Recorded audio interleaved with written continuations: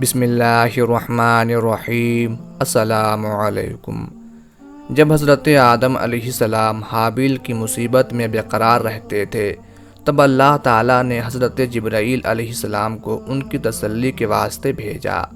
انہوں نے حضرت آدم علیہ السلام کو بحکم خداوندی بتایا کہ اللہ پاک انہیں ایک فرزند رشید عنایت کرے گا، جس کی نسل سے پیغمبر پیدا ہوں گے۔ چنانچہ حابیل کے مرنے کے 5 سال بعد حضرت آدم علیہ السلام کے ہاں فرزند پیدا ہوا، جس کا نام شیس رکھا۔ اس کا مطلب ہے اللہ کا دیا ہوا تحفہ۔ یہ نام رکھنے کی وجہ یہ ہے کہ حابیل کے قتل ہونے کے بعد اللہ پاک نے ان کو شیس عطا فرمایا۔ جب حضرت آدم علیہ السلام کی وفات کا وقت قریب آیا تو انہوں نے اپنے بیٹوں سے فرمایا، بیٹو، میرا جنت کے پھل کھانے کو جی چاہ رہا ہے۔ وہ تلاش کے لیے نکل کھڑے ہوئے۔ انہیں سامنے سے فرشتے آتے ملے، جن کے پاس حضرت آدم علیہ السلام کا کفن اور خوشبو تھی، اور ان کے پاس کلہاڑی اور ٹوکریاں بھی تھیں۔ انہوں نے کہا کہ آدم کے بیٹو، تمہیں کس چیز کی تلاش ہے؟ انہوں نے کہا کہ ہمارے والد بیمار ہیں اور جنت کے میوے کھانے کی خواہش رکھتے ہیں۔ فرشتوں نے کہا کہ واپس چلے جاؤ، تمہارے والد فوت ہونے والے ہیں۔ اور جب فرشتے حضرت آدم علیہ السلام کی روح قبض کرنے کے لیے آئے تو حوا علیہ السلام نے انہیں دیکھ کر پہچان لیا۔ وہ حضرت آدم علیہ السلام سے چمٹ گئیں۔ حضرت آدم علیہ السلام نے فرمایا کہ مجھ سے الگ ہو جاؤ، پہلے بھی مجھے تمہارے ذریعے سے ہی مصیبت پہنچی تھی، مجھے میرے رب کے فرشتوں کے ساتھ جانے دو۔ فرشتوں نے ان کی روح قبض کی، غسل دیا، کفن پہنایا، خوشبو لگائی، آپ کی قبر کھودی اور لحد تیار کی۔ پھر انہوں نے حضرت آدم علیہ السلام کی نماز جنازہ ادا کی، پھر انہیں قبر میں رکھ کر اوپر سے مٹی ڈال دی۔ پھر کہا کہ آدم کے بیٹو، تمہارے لیے یہی طریقہ ہے۔ حضرت آدم علیہ السلام کہاں دفن ہوئے، اس میں اختلاف ہے۔ مشہور ہے کہ انہیں ہندوستان کے پاس سری لنکا میں دفن کیا گیا۔ ایک قول ہے کہ مکہ مکرمہ میں جبل ابی قبیس کے پاس دفن کیا گیا۔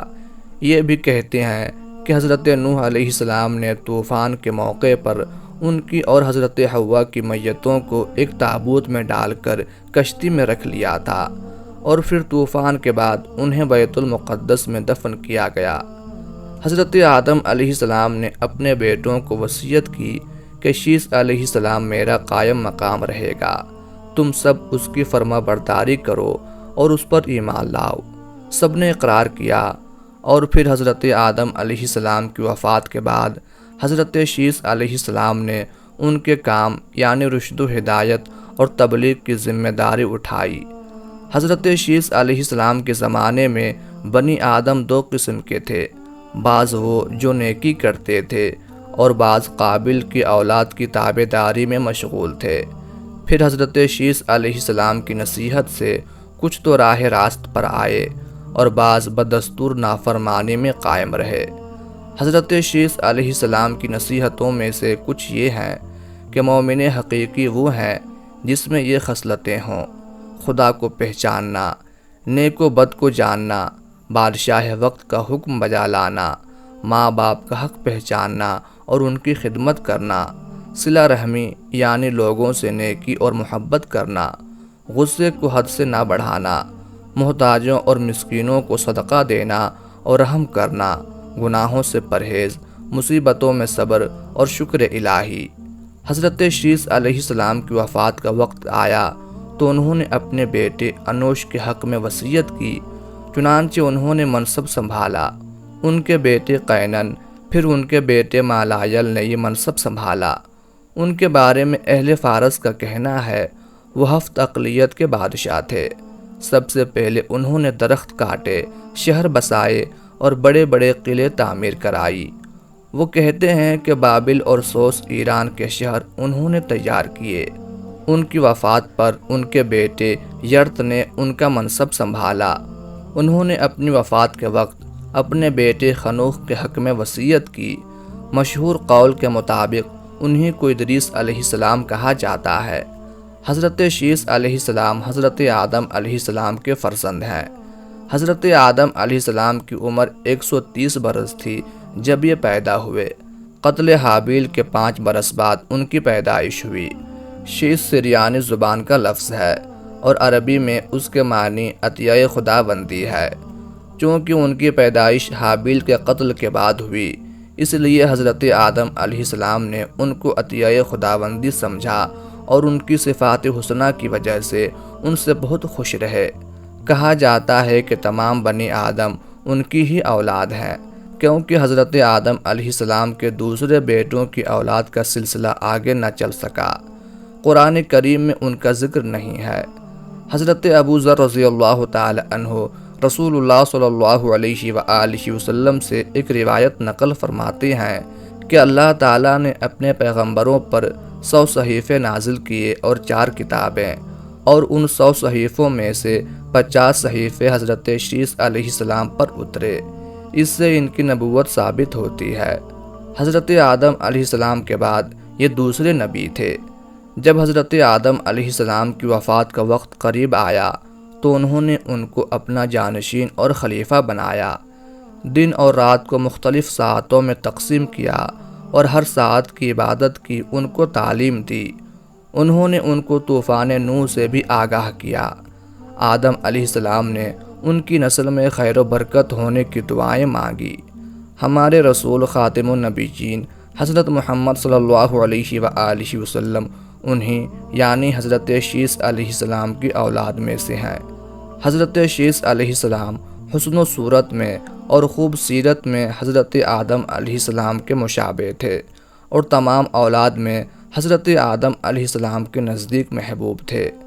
چنانچہ آدم علیہ السلام نے قبل از وفات ان کو اپنا ولی عہد بنایا اور بطریق وصیت کے فرمایا کہ جب طوفان نوح حضرت نوح علیہ السلام کے زمانے میں ہو، اگر تم اس زمانے کو پاؤ تو میری ہڈیوں کو کشتی میں رکھنا جو غرق ہونے سے محفوظ رہے، یا اپنے اولاد کو وصیت کرنا کہ اس طرح عمل میں لائیں۔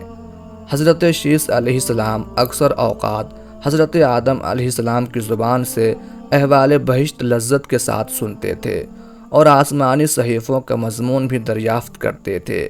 اس لیے حضرت آدم علیہ السلام نے تجرد اور خلق سے ان سے حق سے خلیفہ کیا تھا، اور لوگوں سے تنہا ہو کر دنیا کی لذتیں چھوڑ کر اکثر اوقات وظائف اور طاعات میں مشغول رہتے تھے، اور نفس کی ریاضت اور تہذیب و اخلاق ہمیشہ ان کے مد نظر رہتا تھا۔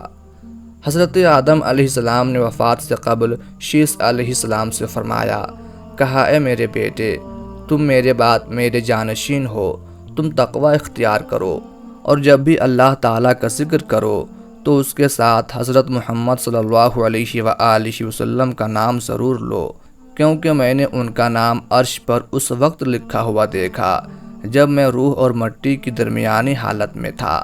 پھر میں نے تمام آسمانوں کا چکر لگایا تو میں نے اس ہستی کی شان محبوبیت کا بارگاہ رب العزت میں یہ عالم دیکھا کہ آپ کا نام پاک محمد اللہ تعالیٰ کو اتنا پیارا ہے کہ میں نے آسمانوں میں کوئی ایسی جگہ نہیں دیکھی جہاں حضرت محمد صلی اللہ علیہ وآلہ وسلم کا نام نہ لکھا ہو۔ میرے رب نے مجھے جنت میں رکھا تو میں نے جنت میں کوئی بھی محل، کوئی بھی بالا خانہ، کوئی بھی دریچہ ایسا نہ دیکھا کہ جس پر اسم محمد صلی اللہ علیہ وآلہ وسلم تحریر نہ ہو۔ اے میرے بیٹے، میں نے نام محمد صلی اللہ علیہ وآلہ وسلم حوروں کے سینوں پر، فرشتوں کی آنکھوں کی پتلیوں میں، شجرہ توبہ کے پتوں اور سدرۃ المنتہا پر لکھا دیکھا ہے۔ تم بھی کثرت کے ساتھ ان کا ذکر کیا کرو، کیونکہ فرشتے بھی ہر وقت ان کا ذکر کرتے رہتے ہیں۔ جب حضرت شیس علیہ السلام کی موت کا وقت قریب آیا تو انہوں نے اپنے بیٹے انوش کو اپنا جانشین بنایا۔ انوش کے بعد قینان ان کے جانشین ہوئے، قینان کے بعد مہلائل ان کے جانشین ہوئے۔ اہل فارس کا خیال ہے کہ مہلائل تمام اولاد آدم کا بادشاہ تھا۔ اس نے مختلف شہروں سے دور جا کر کئی قلعے تعمیر کیے، بابل اور سوس کو بھی اس نے بسایا۔ اس نے اپنے لیے ایک شاندار تاج بھی بنوایا، اسے پہن کر وہ تخت حکومت پر بیٹھتا اور رعایا کو بھی احکام دیتا۔ اس نے 40 سال حکومت کی۔ اس کے مرنے کے بعد اس کا فرزند یارد اس کا جانشین ہوا، اور اس کے بعد اخنوخ اس کا فرزند اس کی حکومت کا وارث ہوا۔